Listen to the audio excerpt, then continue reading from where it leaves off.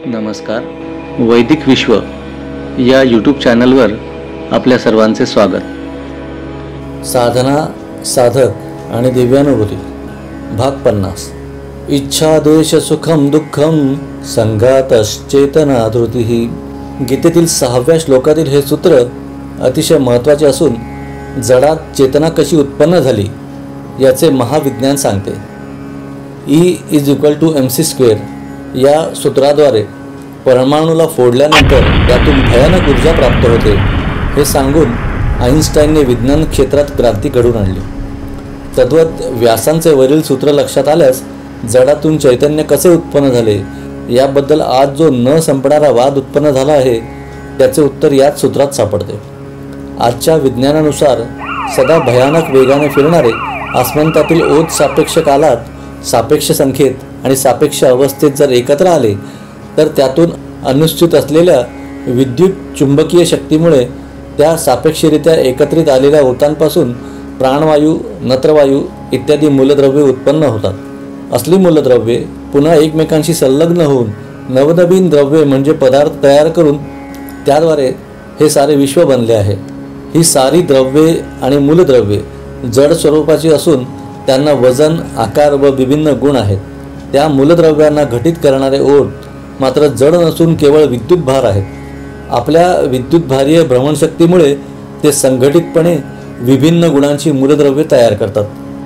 आता गुणहीन असा ओठ सापेक्षरित्या संघटित झाल्यामुळे त्यातून जड पदार्थ तयार होतो, जो आपापल्या उत्पन्न गुणाने अन्य गुणांच्या मूलद्रव्यांशी संलग्न होऊन आणखी नवीनच गुणाचा मिश्र पदार्थ तयार करतो.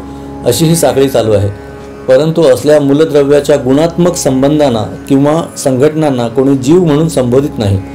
बाहेर हवेत असणारा प्राणवायूचा कण निर्जीव मानला जातो.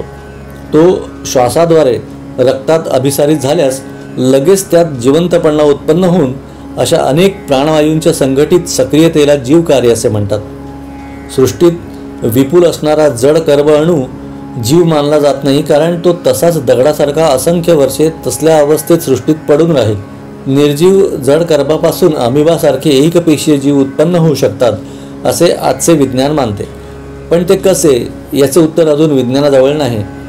ते केवळ इतर धर्मपंथांप्रमाणे मानणेच आहे.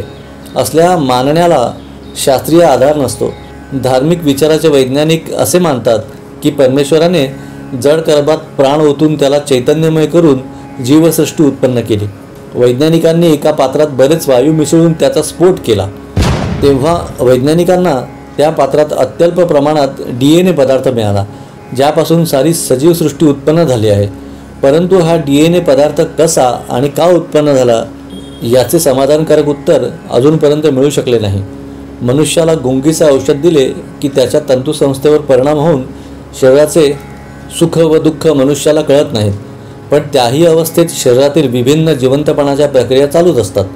जसे रुधिराभिसरण, श्वासोच्छवास, पेशीवृद्धी, रसनिर्मिती इत्यादी.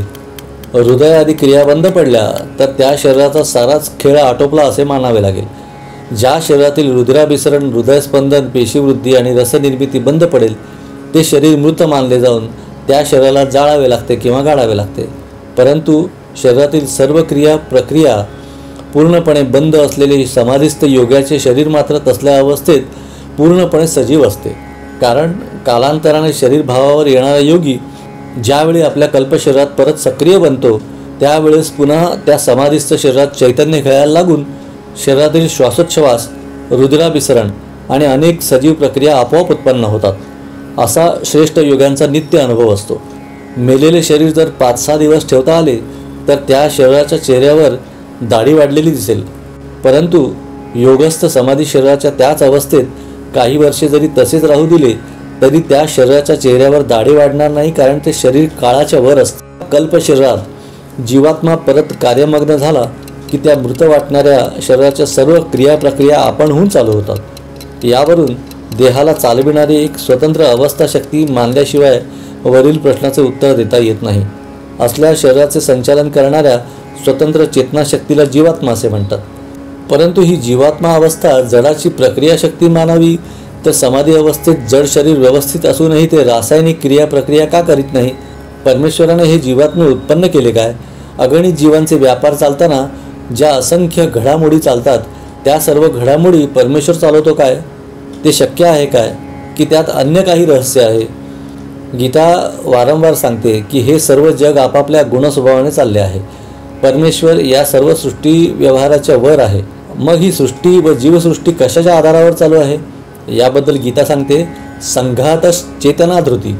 ओतांचा सापेक्ष संघात सम अधिक घात झाल्यावर त्यातून चेतना उत्पन्न होते आणि चेतना उत्पन्न झाल्यावर आपोआप धृती म्हणजे जीवधारणा अथवा जीवाचा आभास उत्पन्न होतो. जीवसृष्टीची सुरुवात ओतांच्या सापेक्ष गतीने उत्पन्न होते. या सत्यावर यावे लागते. ओतांच्या संघातामुळे जी चेतना उत्पन्न होते आणि त्या चेतनेची एक सतत धारणाशक्ती उत्पन्न होते, त्या सततच्या धारणाशक्तीला म्हणजे धृतीला जीव असे म्हणतात. ही धृतीशक्ती सतत कायम असून एक शरीर नष्ट झाल्यावर त्याच्या गृहीत संस्कारांना धरून जेथे ते योग्य शरीर असेल तेथे त्या धृती अथवा जीवशक्ती आपणहून कर्षित केल्या जातात. जसे सुयोग्य विद्युत भार पृथ्वीतलावर उत्पन्न झाला की मेघातील विद्युत आपणहून त्या पृथ्वीतलावर आकर्षित केली जाते. नवीन देहजन्मातील नवीन संस्कार ग्रहण करून ही धृती अथवा जीवशक्ती अधिक पुष्ट बनते आणि अशा तऱ्हेने तिची धारणाशक्ती वाढून ती उत्क्रांत मार्गाने गमन करते. उन्नत योनीला धरून त्या जीवात्म्यावर उन्नत संस्कार होत होत अखेर तो जीवात्मा अथवा धृतीशक्ती मानव योनीत कर्षण केली जाते. या सर्व दिव्य अनुभवावरून वरील गुण जीवात्म्याचे मानणे भाग आहे.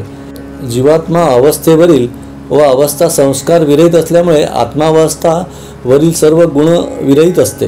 म्हणून शुद्ध चित्त आत्मावस्थात जाणू शकते. भारतातील प्राचीन योग साधनेच्या प्रसारासाठी या चॅनलची निर्मिती करण्यात आलेली आहे. माहिती आवडल्यास चॅनल सबस्क्राईब करा, इतरांना शेअर करा. पुन्हा भेटूया पुढील भागात. धन्यवाद.